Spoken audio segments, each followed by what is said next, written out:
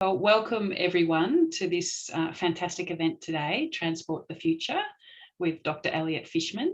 And I'd just like to do a very brief introduction on behalf of Totally Renewable Phillip Island. So this is one of the events that Totally Renewable Phillip Island have put together with the Sustainability Festival for the Bass Coast region. So we're very excited to think all things future and how we can make this an even more exciting place. Before we kick off the event in earnest, I'd just like to also acknowledge the traditional owners, the Bunurong people, where I am seated, and acknowledge that these lands have never been ceded. So on that note, I'd like to acknowledge their leaders past, present and emerging, and hand over to the TRPI Chair, Mary Whelan, to introduce our special guest. Thanks, Mary. Thank you, Zoe. I'd like to welcome everybody here today to this session on Transport the Future. My name is Mary Whelan. I'm Chair of Totally Renewable Phillip Island and I lead the Clean Transport Group. The Clean Transport Group has two main goals. The first one is to decarbonise transport and move to electric vehicles. And the second is to increase active transport. That is, we increase facilities and opportunities for people to be able to cycle and walk more. Our presenter today knows a lot about transport. Dr Elliot Fishman is a researcher and an innovator in transport. He has completed PhD and postdoctoral studies. He established the Institute of Sensible Transport in 2005, and which he is the director of. In that role, he has worked for the OECD, the National Government of Singapore, and he has also advised the Australian Prime Minister's Office on Sustainable Mobility Policy. And he works all around Australia, particularly with local governments, advising on projects and the future for transport. Welcome, Elliot Fishman. Thank you very much, Mary, and thanks also to Zoe and everyone else that's organised not just this event, but the series of events that are taking place over the course of the next few weeks. So, as mentioned, this is about the future of transport, and the picture I've got here is a picture from a regional city in the Netherlands called Utrecht. And this street here carries 100,000 people per day, which is a lot. And even by big city standards, it's a lot of people. And yet private cars are banned on this street. So it's only people walking, cycling, and using a high frequency bus service. So the reason I'm showing that is because when we think about the future of transport, we think about doing more with less space and less resources. And this is certainly an example, a regional example, where Utrecht has done an extremely good job of being able to do more with less and creating an environment in which people feel comfortable to cycle. They've got very high car ownership, similar to Australia, and they use their cars, but they don't use them for every trip. And I guess that's one of the key themes of this presentation, is that transport in the future should be about smart transport in which you pick the right tool for the job, or the right mode of transport for the job in this case, and meet your transport needs in a way that still gets you to everywhere you need to go, but does it in a way that uses less resources and less space. I also want to say right off the bat that most of this presentation will be about what the individual can do, but I also recognise that in many cases, it is the role of local, state and federal government to be able to create a system that provides a compelling value proposition for people to be able to walk, cycle and use public transport. So I don't want anyone to come away from this presentation thinking it's all up to the individual. They need to make choices. They need to be able to ride on roads that aren't particularly safe or have no infrastructure. That's not what I'm saying. What I think needs to happen is that local, state and federal government need to be able to create the conditions to enable people to have a diversity of transport choice, whether that be a car, electric car, a bike, walking or public transport. Just talking about, before I get into the details of what the future of transport might look like, I thought it might be good to go back in time a little bit, go back in time around 90 years, sorry, a bit more than that actually, to, I think it's about 120 years ago when this picture was first taken. This is a picture of one of the first electric vehicles. And this is actually around this time, before the internal combustion engine car dominated transport. There was a sense that motor vehicle travel in terms of the drivetrain could go either way. You could go electric or you could go internal combustion. Obviously, internal combustion engine won the day, but there was a time where about 30% of all cars were electric back in about 1906. And it's interesting now that in 2021, we're seeing this huge resurgence into electric vehicles because of the improved technology that has enabled the cars to be able to do a lot more than they had been able to do in the past, but also the growing realization that of the lack of sustainability and that the inevitability that internal combustion engines would need to cease production and use in the future if we are to meet our climate change goals. I'm just going to show you a short video, which is always a risky thing to do at a video conference. So let's just see how we go. It doesn't go for long, and it's all about using the right tool for the job. The best tool for the job. It's a funny phrase, that. It's not saying that other tools don't work. If a tool gets the job done, you say it's wrong. But short journey is the best tool has been under our notice the entire time, with nearly 60% of all car journeys being under 5 miles. Isn't it time to start asking what really is the best tool for the job?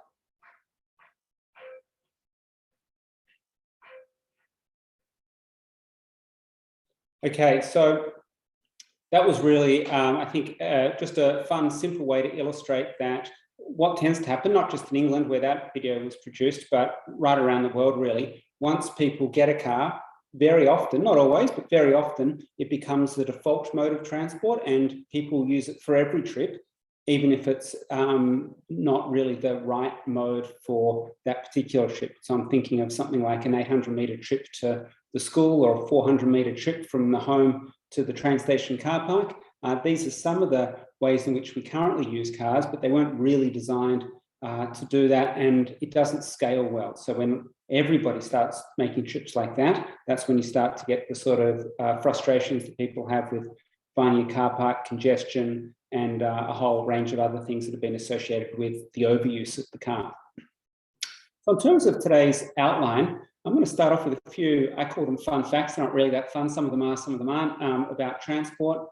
And then I'm also going to talk about understanding the scale of the challenge, particularly in relation to transport and climate change, which is, as you'll soon see, an area, a policy area that we haven't really been able to grasp and get some wins in the ways that we have in other sectors of the economy that are also making efforts to decarbonise.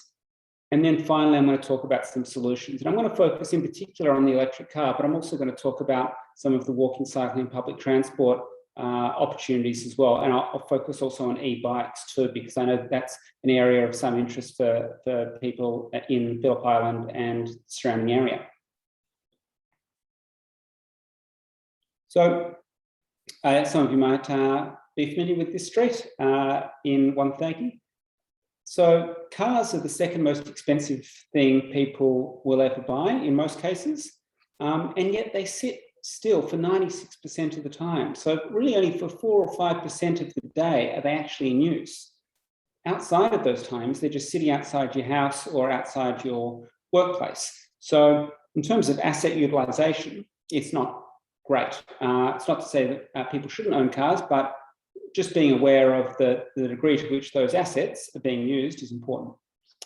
And in a city or a country town, you need around 4 to 8 car parking spots for every car to make up for the inevitable imbalance between supply and demand. So the reality is that in order to give people a reasonable chance of being able to get a spot somewhere close to where they want to go, or pretty much any time of the day, you need to have more car parking spaces than you have cars. So that also has an issue in terms of the impacting on the quality of place, because most people think, I suppose, that at-grade car parks aren't especially attractive or vibrant parts of our cities. So they do take up a lot of space.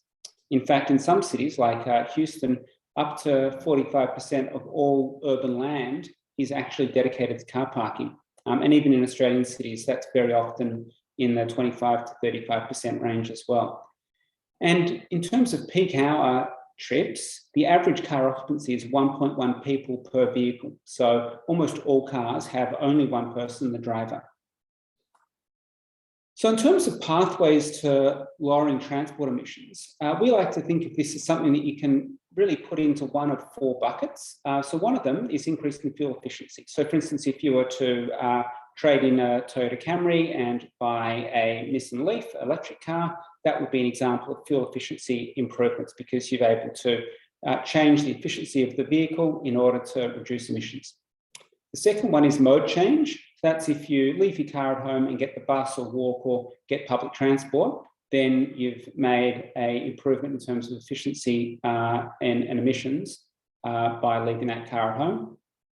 The other thing you can do that a lot of people have been doing over the last year or so, which is reducing vehicle kilometres travelled. That's what BKT stands for. So that's people making shorter trips.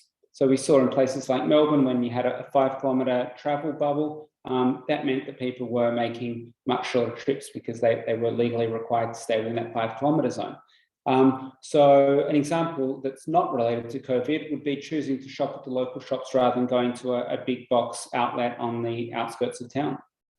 And then finally, another one that we've seen a lot of over the last 18 months or so is trips avoided. So what I'm doing right now, and in fact what all of you are doing right now, is in this category, which is avoiding a trip. So in pre-COVID times, we'd be having a festival presumably at a place in Phillip Island or somewhere close by, and I would have travelled there, and so would everyone that was in the audience. And by doing this session online, perhaps it's not quite as impactful in terms of the face-to-face communication, but it certainly is one way in which you can avoid transport emissions. This is from the climate change strategy that Bass Coast has produced, and I think it's really interesting because what it shows is that transport is actually a huge contributor to emissions. It's the second highest contributor after stationary energy, and it's also one of the most difficult to bring that bulk of emissions down, because it's not like energy where you can focus on a large-scale generation through the construction of massive offshore wind turbines, which I know is happening in Bass Coast, or grid-scale solar, commercial solar developments, or even solar on rooftops. That stuff is all being done, but in transport, there's just millions of cars that are all owned by individuals or businesses that usually have a life of around 10 to 15 years. And a lot of those cars were purchased in the last 5 to 10 years.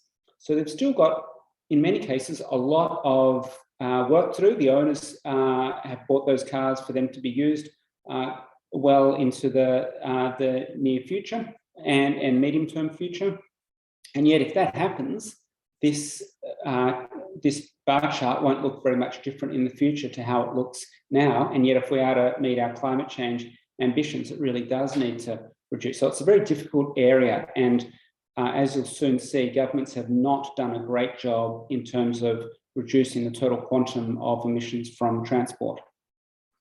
And this shows you that. This is from the National Greenhouse Gas Inventory. And what this is tracking is the emissions from the transport sector nationally over the last 11 or so years. And what it shows is that really it's been, generally speaking, tracking upwards. And you'll soon see why that isn't likely to change anytime soon. So this is for new vehicles sold in each of these years, from 2005 through to 2020, it shows the fuel consumption. So this is the litres per 100 kilometres for the new cars sold by year level. Now we can see that 2005 was obviously the average emissions were higher in terms of the fuel consumption. It went down by 2016, but we've seen recently that it's ticked up again. So despite everything that we now know about climate change and having seen firsthand through drought and fire and flood over the last few years what's been happening, the new motor vehicle inventory that has been sold in car showrooms that is now being used on our roads, those cars have more emissions on average than they did 3 or 5 years ago. And that's a real cause for concern. I think the highest selling motor vehicle at the moment is the Toyota Hilux, which has very high emissions relative to some other more fuel efficient cars. And so this, I think, highlights the scale of the challenge and something that perhaps isn't being fully grasped in Australia. We don't have emission standards for our vehicles, and that has meant that we've been said to become a dumping ground for vehicles that simply can't be sold easily elsewhere. This image is something that we produced for the City of Melbourne about 3 years ago, and this is part of an emissions audit that we did for them on transport emissions. And what we tried to do in this figure is highlight the greenhouse intensity of the different modes of transport that you can see here using the black balloon. So the bigger the balloon, the more emissions. And this is emissions per person kilometre travelled. So that's why the balloon is half the size for the car that's got 2 people in it compared to the car that's got 1 person in it. What we've also done is highlighted in the footprints that you can see down the bottom. That's the space footprint. So we've got emissions up the top in the black balloons, and then we've got the space footprint down the bottom linked to each of these different modes of transport. And what it shows, which I think is interesting and useful, is that even if you've got an electric car that is using renewable energy, whilst that is a clean car in terms of emissions, its space consumption is still the same as what an ordinary car would be like. So especially for city areas, it's really important to keep an eye not just on the emissions, but also on the space consumption. But what it also shows from an emissions perspective is that by far and away, the best thing that you can do from an emissions perspective is walk, cycle, and use public transport. And then, and especially for the people in the audience that come from a regional area, getting an electric car and making sure that that's powered by renewable energy is really important. And the reason why it's especially important for a Victorian audience is because our state grid is much dirtier than many other grids around Australia and around the world because of our reliance on brown coal. So you can see the second car from the left there is the Tesla Model S powered by Victorian grid electricity. The emissions aren't actually that much different from a petrol car. You're still better off with an electric car than a petrol car, but it's really essential, if you can, to power it by renewable means, whether that's by buying credits from your retailer or by putting solar panels on your house. And you can buy electric vehicle chargers these days that link in with your solar, so it can work out when your solar is working really well on a sunny day. Instead of exporting to the grid, you can discharge it, or you can put that energy into your car battery. And then when the sun stops shining, you stop charging. And so you can program it so that it's only going to charge from the power that you're generating from your solar panels. Just very quickly, in terms of some basic transport behaviour that I think is important to consider, this is looking at Wonthaggi from the last census, and what we found was that about 88% of people get to work by car, and that 46% of people that work in Wonthaggi also live in Wonthaggi itself, so the same postcode. So we're getting a lot of really short car trips that happen every day at peak hour. And I think in terms of thinking about transport for the future, we need to think about what is our plan to meet people's mobility needs for those very short trips that happen regularly, that happen 5 times a week, out and back. So that's 10 times a week when you look at the morning and then the afternoon peak, and there's 240 work days in the year. So that's about 500 car trips that are happening over a short distance that, if done by another mode of transport, would make the transport system work much better for the people that need to use their car, but also help to reduce emissions for those that can find another way to make those short trips. Just going to talk very briefly about safety, because I know the speed limits are a really important issue, especially in town centres. This just shows the chance of survival for a pedestrian if they're hit by a vehicle, depending upon what speed that vehicle is travelling. So if you're hit with a vehicle that's travelling at 50 kilometres an hour, you've got a 1.5 chance out of 10 of survival. So the odds are that you die. But if that car's travelling at 30 kilometres an hour, you've got a 9 in 10 chance of surviving. So that's actually a really substantial difference. And given how short a lot of these, the proportion of people's trips that are within the hearts of city centres, asking people to go from 50 to 30, given the huge improvement in safety that occurs as a consequence, I think is a fairly small price to pay. Now, I started off by showing you a picture of Utrecht in the Netherlands. And one of the common things that people, I guess, react to when they look at a European picture of sustainable transport, an image or a streetscape that has sustainable transport front and centre. In Australia, at least, they'll say, well, you know, that's the Netherlands or that's Denmark. They're different to us. We're not like that. And yep, that's true. There are lots of differences in terms of density, in terms of history and culture. But this is a street that I walked down when I was in Amsterdam, when I lived there back in 2014. And then I came across, just by chance, the same street, but in the late 1960s, and it looked like that. So it's exactly the same street. It's got exactly the same buildings on either side of it, and the distance between those buildings are exactly the same. So I'll just toggle back and forth. You might be able to fix on one building and see if you can see the same bit of that building in the next picture. So same street, but a different way of using space. And I think that in terms of transport for the future, it's about thinking not just about throughput or just emissions or vehicle volumes. It's also about how we want our streets to feel and to function in the future, because we generally judge the quality of a township by the quality of its streets. And I think most people would agree that the conversion from this to this has led to an improvement in the quality of the street, both for people that use it as visitors, but also for residents and business owners on this street.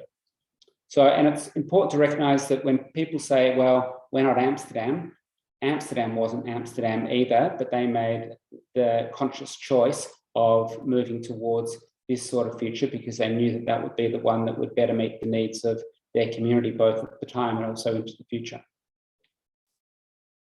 Now I'm going to talk about another topic, and I just wonder whether people can guess what sort of topic I'm going to talk about with this image that you can see here. So ruined weekends and the war on tradies. So I'm taking you back to the 2019 federal election, where Labor's plan to have 50% of all new vehicles sold to be electric by 2030 was met with this kind of shrill criticism that I think now the coalition are trying to work out how to promote electric cars after what they said about electric cars ruining people's weekends and being a war on tradies because there are no electric utes at the moment.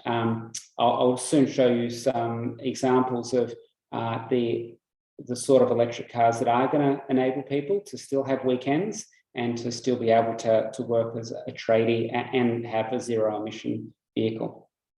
So this is one of the electric vehicles that I've had the pleasure of being in. This is a taxi that took me from my accommodation in the Netherlands. We run study tours to the Netherlands every year, and took me to the train station. And this guy, he drives about 400 kilometres a day. He charges up using a free council-provided charger at the end of each day. He gets about 450 kilometres per charge. So this is a taxi driver who's, if he was driving a petrol car, one of his main costs would be that petrol, and he's charging for free. But even if he wasn't charging for free, and if he was paying market rates for electricity, he'd still be far better off than he would be if he was using petrol or diesel. So this is an excellent use of an electric car. You want to use these cars a lot if you're going to get them because they make more sense. For people that already do a lot of kilometres in the internal combustion engine car, the payback period for an electric car will be shorter than if you're a person that doesn't do very many kilometres at all, because you're saving for every kilometre that you're travelling when you compare the cost of traveling a kilometre in an EV versus an internal combustion engine car. So I just want to give you a quick rundown of some of the key things that have changed over the last few years on electric vehicles. The picture of the electric vehicle that you can see here is the one that we use when we travel to regional clients. We're charging up here in Mildura at one of the council-provided chargers in different parts of the municipality. So compared to a few years ago, they're cheaper, they have longer battery lives, and there's also a wider variety of models. Now, it's important to recognise they're still not cheap. They're less expensive than they once were, but they're still outside of most people's budget. So the cheapest one's about $42,000. Most expensive is around $300,000. And I'll talk a little bit more about some of the specs and some of the details about that soon. But importantly, there's also increasing charging options. And because range anxiety is one of the main things that has prevented people, the main thing that prevents people from purchasing an electric car is the cost of it. But a secondary issue that is still important is, am I going to be left in a situation where I don't have anywhere to charge up? And you can't drive an electric car around Australia in the same way that you could a petrol engine. And there'll be places that you can't go easily. And there'll be places where you'd have to charge up overnight at a caravan park. Not all of the chargers that you'll see in Australia are these fast chargers, like the one pictured here. This is a 50 kilowatt DC charger. So if you leave it there for an hour or two, you'll have a full battery, but they're not everywhere. But there are more government incentives now and stronger targets in terms of zero emission fleets that a lot of councils are now starting through. So councils are realising that it's actually going to need to be them that start to improve their fleet efficiency, and then those cars will then go into the second-hand market, because at the moment there's only a very small second-hand market for electric cars. So there's a group that are based in Tasmania that bring over relatively new but still second-hand electric vehicles from Japan and then convert them to be able to be used in Australia. And there are also about 180 electric cars currently on carsales.com.au that are second-hand, but they're holding their value at the moment, which is interesting. So there aren't really any cheap electric cars at the moment, but I'm told that in the next 18 months or so, we'll start to see the introduction of new relatively cheap relatively cheap vehicles from China that will be about $35,000. So just very quickly in terms of the sorts of cars that we're talking about here. So conventional car is what I've been referring to as an internal combustion engine car. So that's not an electric car. Then you've got hybrids. So the Toyota Prius is probably the most popular example of that. It's certainly the first one. So that uses a combination of petrol, and then it stores some of the lost kinetic energy through braking into a small battery that can be used for propulsion. Most taxis are hybrids. Then you've got plug-in hybrids. There aren't that many of them in Australia, but they are available. So Mitsubishi make one, and a few MG also make one as well. And so the idea there is that you've got a relatively small electric battery that usually can take you about 50 kilometres, and then you've got a petrol tank that's usually can take you about 500 kilometres. And so you can plug it in, so you can charge it off your mains power, and then you can use the electric battery. You've also got that petrol that you can use as well if you're in a situation where you need to. And then, and this is kind of the main area of interest, I think, for the audience and for myself, is pure electric cars. So they're cars that don't have any petrol tank. They have no way of filling up with liquid fuel. It's purely battery electric. And they have, if they're charged up with zero emissions energy, they have no emissions associated at the tailpipe. Okay, so now I just want to talk very briefly about how we're tracking in Australia. So electric vehicles may not be a surprise to a lot of people here that they haven't really had the sales figures that you have in other parts of the world. We're getting something like 1.5% of new vehicles sold are electric, but that is much lower than a lot of other countries, although it's much higher than where we were only a few years ago. So the trend is in the right direction, but we've got a long way to go. Talking about how far we've got to go, you can see here, Norway's on the far left of this graph and Australia's on the far right. and you can see the stark difference in the number or the percentage of new vehicles sold that are electric. So basically 3/4 of all new cars sold in Norway are electric. That's been largely as a consequence of subsidies that are now, as I understand it, starting to be wound back because they've done their job. They've got electric vehicles mainstream, and there's less that the government needs to do. Whereas in Australia, we've still got a situation where electric vehicles are still quite a bit more expensive than petrol cars. I also just wanted to point out something that a lot of people don't realise that haven't used an electric car before, and that is that 90% of all charging happens at home. That's true in Australia as well as places like Norway. So the basic idea is that you get home, you plug it in, you might have a timer so it only turns on at off-peak charging times, or it might only turn on when the sun's shining if you've got rooftop solar, and then you make your journey. And most cars have enough battery to be able to be used every day for a week before you need to charge it again, and you plug it in at home predominantly. Only about 5% of charging actually happens at one of those chargers that I was talking about before that I showed you from Mildura. So that's the rarity. It's still important because if you're making a road trip to visit someone or to go to a national park, you do need to charge. So it's not to say that they're not important, but this is just bringing back to where you're most commonly going to charge. It will generally be either at home or the workplace. This is what can sometimes happen if governments don't think about where people have charging opportunities. So this is in Melbourne, Canning Street, and someone has run a cable out their front bedroom window, across the footpath, and then into their Tesla there. So you could see how this happening once or twice, not a big deal, but if you've got a situation where lots of people were in this situation that you can see here, that could cause quite a problem. It's also illegal as well. So that, I think, goes to the point of, for these terrace house areas of old parts of our cities, being able to provide on-street charging for people that want to buy an electric car but don't have a car park to charge it in. It's going to be really important in the future, unless we want them to still be using internal combustion engines, which of course we don't. So there are kind of three different areas in which you can try and move the market towards EVs. So one's purchase incentives and the enhanced capabilities of the cars. There's charging infrastructure that we talked about, and there's also, and this is what they've done a lot of in places like Oslo and other parts of Norway, is traffic priority. They're winding a lot of that back now because they've reached saturation point, but providing priority using bus lanes could be something that you might want to use as if you're a state government, in order to encourage electric vehicles for the next, say, 5 years or so, until there are enough electric vehicles where it would disrupt buses to continue using them, which is not something that you'd want to do. I also just wanted to direct people's attention to the most recent issue of Renew, which is I'm sure, a magazine that most of you are familiar with, and it's a great magazine, and they've got a buyer's guide for electric vehicles in their most current issue. So that might be something you can pick up from your newsagent or by contacting Renew directly, and that's got some really good information on things you need to know in order to make a decision about electric vehicles.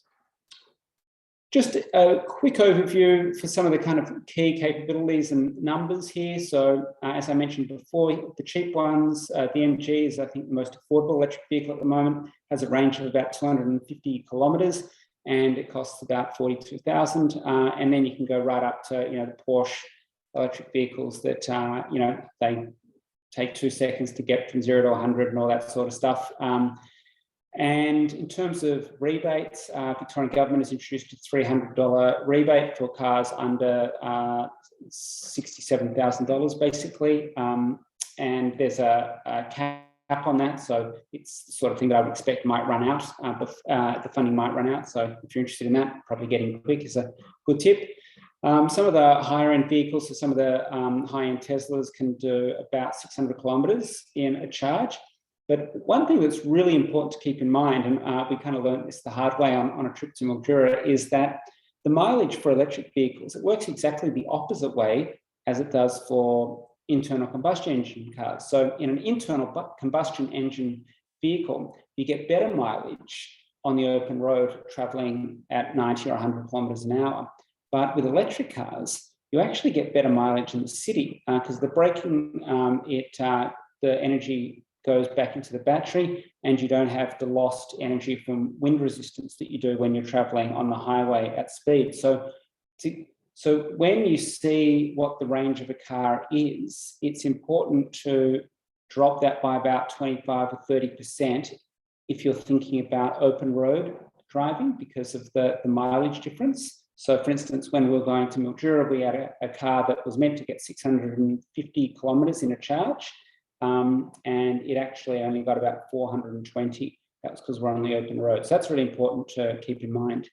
And there's a really good website called PlugShare, and PlugShare shows you all of the different sites that you can charge your car up at. And so it's important, at least in the next few years before our charging infrastructure is rolled out completely, to plan those trips into the country and make sure that you'll have charge where you need it. Charging time varies from between 30 minutes to 3 days. So 30 minutes is one of the 100 kilowatt or 250 kilowatt DC fast chargers. And they're usually at places like petrol stations or at highway off-ramps, sometimes at council buildings as well. And it can take as much as 3 days to charge a car. So if you're you can plug it into a standard power point and at home, and that will just trickle charge. And if you've got a big battery in your car, that will take a very long time. But if you've driven somewhere to, let's say, your mother's house in the country, and you're going to be there for 3 days, it doesn't really matter too much. You just keep it plugged in, and it will charge up in its own time. And the other thing that's important to be aware of is the new capabilities of some of the cars in terms of vehicle to grid and vehicle to home. And what that is where instead of the electricity just going from your home into the battery, you can actually get cars that can take the energy that's stored in your battery and power your home, or it can be used, and this is something that is really more for something that will be happening around 2024, 2025, you can actually feed it back into the grid. So if you think of all these little cars as little energy stations, and even though the batteries are quite small individually, because there are so many cars, they actually add up to a fairly high amount of energy. And if they're all plugged in and there's impacts on the electricity grid, let's say there's a super peak in demand, if you're able to take 1 or 2% of the electricity in those cars, in those car batteries, and put it out into the grid, you could help to increase the resilience of the grid. And it also helps to soak up the energy from solar panels that happens in the middle of the day in Australia, and then it can discharge back into people's homes in the evening. So that's a growing area of interest, both from the individual perspective, but also for energy regulators as well. I just want to finish off on a couple of final slides where this is a really, I guess, a high-end electric vehicle that is due to come out in Australia either late 2022 or 2023. And it is four-wheel drive. It has about, I think, 700 kilometres of range. It has power points on the inside and the outside so that you can go camping and power a small car fridge or even tools as well. So this is this is the Ford F-150 that has, I think, 10 power points in it. So it's really good for people that need remote energy supply. And you could imagine that Scott Morrison and his colleagues would have difficulty criticising a car like this, because it's actually better than a normal ute in terms of helping to be able to offer tradespeople a very useful way of doing the work they need to do in places where there isn't an existing electricity supply, and also for camping, which I know that the Prime Minister is passionate about. So I just wanted to finish off with a couple of final slides. This is just to recognise that even if, let's say this is your typical peak hour congestion in a big city with internal combustion engine cars, now if we converted them all to electric, and this is more a message, I suppose, for people in big cities rather than country areas, but if you converted all of these cars magically overnight to electric vehicles, it would look like this, exactly the same. And even if they're all autonomous vehicles as well as electric, they'd still all look like this. And is this really the sort of city that we want? So there's a huge role to play for electric vehicles, but it's important to recognise that they're not a silver bullet. They do come with issues, and it's really only the climate change problem, which is a big one, that electric vehicles have the potential to solve, but they don't do anything in terms of urban amenity or except for improvements in local air quality. They certainly don't do anything in terms of improvements in road safety. So it's important just to recognise that there are some really important gains that you can get from electric vehicles, but they don't change everything. And so that brings me on to something that I think is underappreciated in Australia. So 98% of all electric vehicles are actually two-wheel, not four. So most electric vehicles in the world, and bicycles are classified legally, at least in Victoria, as vehicles, they're two-wheeled, and they have a tremendous amount to offer. And they offer the individual great benefit in terms of being able to get to where they need to go with less effort. So they can overcome the hills, they can overcome hot days, they can overcome a lack of end-of-trip facilities at their final destination. So it's something that is really starting to change the way that people think about cycling. And it also changes the way that people use the bike. So they ride about double, a little bit more than double in terms of the total distance. And they also use the bike about 50% more frequently than when they owned a conventional bicycle. So they get you out on the bike more often, and each of those trips tends to be longer than what it was before the electric bike. Just going back quickly to electric vehicles though, one of the things that I found really useful was to go to this website. It's called EV, EVEE, and it's just a way, it's almost like, it's a peer-to-peer car sharing platform. It's mainly Tesla, but I think not only Tesla, and you can hire a car for a day. And you can go to showrooms, of course, and try out a car. One of the things that I found useful though was being able to spend a full 24 hours with the car and take my own pace to learn more about them was really useful. So I would recommend doing something like that if someone was seriously considering purchasing an electric car. And so just in summary, transport is one of the biggest contributors to climate change. It's also one of the most stubborn areas to address because they're all held, or almost all held, by private individuals. So it's not as easy as the big electricity generation plants. And the other thing is that our emissions have actually been growing in transport. In other parts of the economy, they've been reducing, but transport has been growing, and that's set to continue unless there's a new set of policies in place to address that.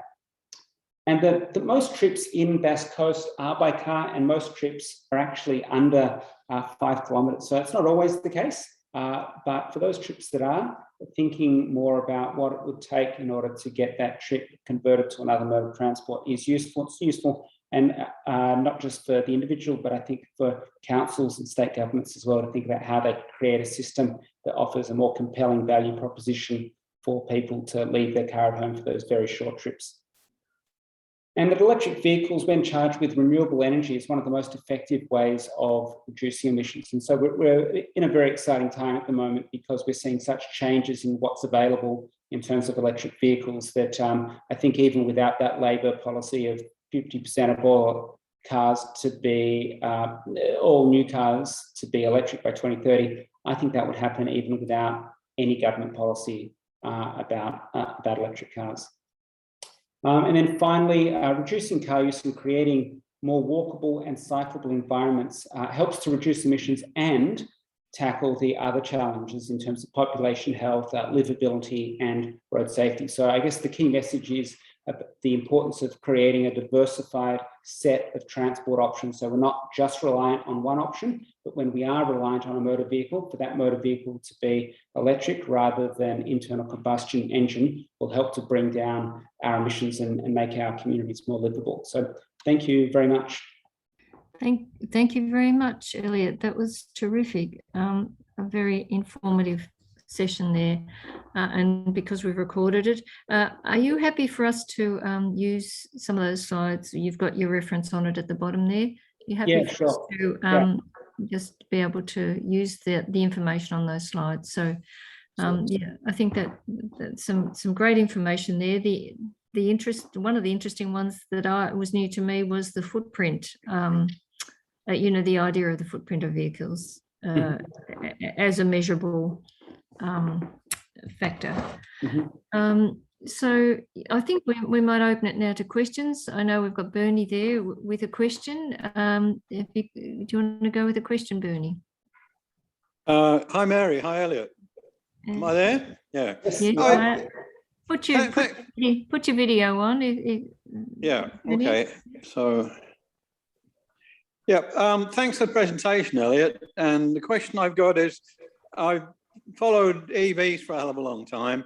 I'm getting a bit ancient now, and I don't know that I'll ever get around to buying one. But I'm a fanatic on e-bikes and public transport. And so, to a great extent with EVs, do you reckon that supply can keep up with demand when it eventually takes off? If even on a relatively modest sized car, the battery's 500 kilos. And in the case of that F-150, it's up over 800 kilos. And yeah, that's pretty strange arithmetic, isn't it? When you say, do you think supply can keep up with demand, do you mean in terms of the resources required to produce those cars, or what in particular are you referring to, the market supply and demand, whether the market can supply the cars that the consumers are demanding? Can you just explain that a bit more? Well, the rate at which demand can take off, well, I cottoned on a little while ago that in the case of a 500 kilo battery, it's astonishing how little lithium there is. Do you know what the answer to that is? It's a whole 10 kilos. So that's relatively modest. But yeah, there are other precious metals and so on, especially if you've got cobalt batteries. And is the world going to be able to find enough cobalt in particular to keep up with demand? Yeah, look, I can't answer those questions. I do know that there is a move within the industry to move away from cobalt, not just because of its nature as a finite resource, but also because of the geopolitical context in which those minerals are mined. I know that the Blade electric battery produced by BYD in China, I think Tesla has just announced that they've struck a deal to produce some of their models in the future with those batteries that are cobalt free. So look, I think what's happened is that the battery manufacturers are starting to realize that when people want an electric car, they also want an ethical car as well, I suppose. So things like no leather upholstery and having kind of a vegan interior. I know that the new Volvo car, also Polestar, which is their kind of luxury brand, they make their mats. I mean, this seems frivolous in a way, but they make their car mats out of reclaimed fishing nets. So I think the reason I mention that, because I am aware that sounds rather frivolous, is that there seems to be a growing awareness of the environmental impact of producing these batteries. And there's certainly a very active search for developing battery chemistries that become less reliant on some of these resources that are either very hard to find, expensive, or come from parts of the world where you just really can't be sure of their production chain and the ethics associated with the mining of those minerals. So I know that we're having trouble at the moment keeping up with demand. Just in more direct relation to your question, the Hyundai Ioniq 5, for instance, that was, I think, 140 of them were brought into Australia, and they sold out within 2 hours. So it seems as though the demand for electric cars, even in Australia, that has relatively little in the way of financial supports for them, is very strong. So the demand is there, but look, it's a question I'm unable to answer as to whether the industry is able to continue to supply these very large, as you quite rightly point out, very large batteries into these cars at the levels that might be required in the future. Okay. Can I ask another one? Yes. Make another one. Just a quick one. So I'm entirely familiar with that thing that in traffic, you get more range out of an EV than you do out on the highway. It's the converse with internal combustion engine. But there's another thing I stumbled across a little while ago to embarrass people out of internal combustion engine cars, which is that petrol cars will only get the kind of rated petrol consumption that you would like them to do, and the tailpipe emissions compliant when when everything's warmed up. So specifically, the catalytic converter's got up to 400 degrees, which takes 15 kilometers worth of running. And in that 15 kilometers worth of running, I did it with a petrol Golf a little while ago and put it on instantaneous fuel consumption. And for that first 15 kilometers, for the first half a K or a K, it's using 3 times the amount of petrol that you would expect it to do. And then gradually it gets to the 10 kilometers per 100 that it's rated at. And so can that embarrass people out of? Well, if 50% of trips are under 5Ks and 70% of trips are under 7Ks, then internal combustion cars are doing a hell of a lot more damage than the owners would generally admit to. Yeah, look, I think that's right. I mean, I don't know how effective embarrassment or shame will be as a tool, but one of the things that I found useful is there was an image that went around, a short video that went around on the internet a few months ago of they attached a large plastic bag to the exhaust of a car that was idling outside a school, dropping off people's kids or waiting to pick up people's kids.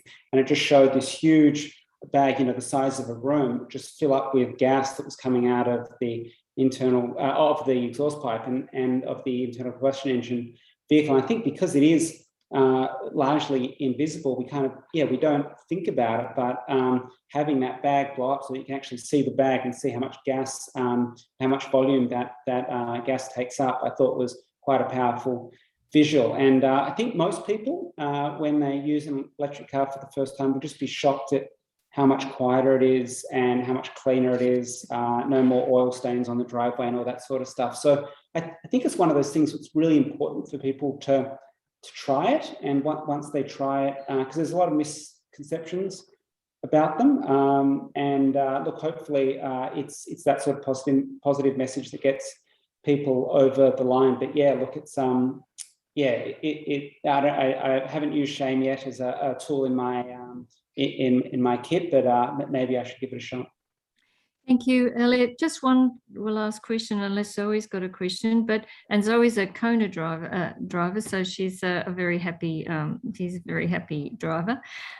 Just one last question from me is about the second-hand market, the used car market, and particularly in relation to the life of the batteries. And what's your impression? Like, no particular service or no particular company or anything like that, but what's your impression of the performance of the used cars coming in from overseas, such as places like Japan or other places? Could you comment on that? Yeah, sure. So a lot of the cars that are coming in from Japan haven't done a lot of kilometers, so they're really quite new, and they also have had battery checks so that you can go in and look at the health of the battery. And there's a report that is provided with each car sold of what the battery health is. So you're not buying a car that's 60% depleted, thinking that you've got almost new battery. It seems as though battery health has lasted better than most people were imagining. So I remember in the kind of early days of the Toyota Prius in around 2004, 2005, there was this idea that all the batteries need to be replaced after 5 years, but a lot of them are still going along strong. So batteries have generally appeared to have outlasted people's expectations, and they won't all die at once. So it will be a gradual thing. So you'll notice that you're only getting, say, 90% of the kilometers that you are getting out of a full charge compared to when the car was new, and then it will be 80%, then it will be 75%, just the same as it is with a laptop battery or a electric bike battery. Over time it does deteriorate, but 8 years seems to be kind of the standard manufacturing warranty, but a lot of them last longer than that, and then you can buy new batteries. And I've also seen some examples where a new battery replacement had a larger capacity, so more kilowatts than the old battery that it was replacing as well, so the car can go further on a charge. So I know that I think it's the Good Car company, the ones that bring in the Japanese Nissan Leafs, and also a kind of a compact van as well, and they do their checks. I think also the website called thedriven.io is going to be launching an electric vehicle secondhand website. And then carsales.com.au also has, you can just search by electric cars. And last time I looked, there was about 150 or 180 cars sold. But it might be the sort of thing that if you were buying off a site like that, you might want to see if you can get it checked, taking it to a dealer that sells that sort of car and seeing whether you can get a battery health check to make sure that you're not buying something that over the next 1 or 2 years will stop meeting the needs that you have for that car. Terrific. Zoe, did you have any comments or any questions? I'm aware of time, but I do have one very brief question. As an electric car owner, I guess I've only had my car for a year and a half, but I've done 47,000 kilometres. I used to commute to Melbourne quite a bit. So the notion of degrading batteries is something I haven't really looked into, but I'm quite curious when I hear about lifespans. But I guess it leads me to a bigger question, which is obviously when we buy new cars, there's a lot in the production of the car itself. So I'm quite interested in that idea that we can potentially keep a car operating and replace the battery, because electric cars with less moving parts are probably not going to wear down as much as an internal combustion car. No, I think that's right. I was talking to a friend that owns a Nissan Leaf the other day, and he was saying that he's now done 35,000 Ks in his car, and he took it for its first service. It cost $99, and all they had to replace was the windscreen wipers and the tyres. Obviously, tyres wear down at about the same rate or slightly more because the acceleration is stronger and the cars are a little bit heavier because of the battery. But $99 for a service, that sounded pretty cheap to me. So I think they will run a lot longer. And if you can replace those batteries, then there's no reason why they shouldn't be able to stay on the road for 20 to 30 years, really, as long as everything else is maintained well. But yeah, there's, I think, 25 moving parts or something in a standard electric car versus thousands of moving parts in an internal combustion engine car. So yeah, look, there is a lot of resources that go into building these things, and so that, yeah, the longer we can keep them on the road, the better. Thank you very much, Elliot. I think we might leave it there, wrap it up. That's I think our time. Excellent. All right. The time, but thanks very much for your time, and we'll certainly be able to use your information as a resource for the group and for the people of Bass Coast. So thanks very much. Thank you. Thanks, Mary. Thanks, Zoe. Thanks, everyone. Thank you. Bye-bye.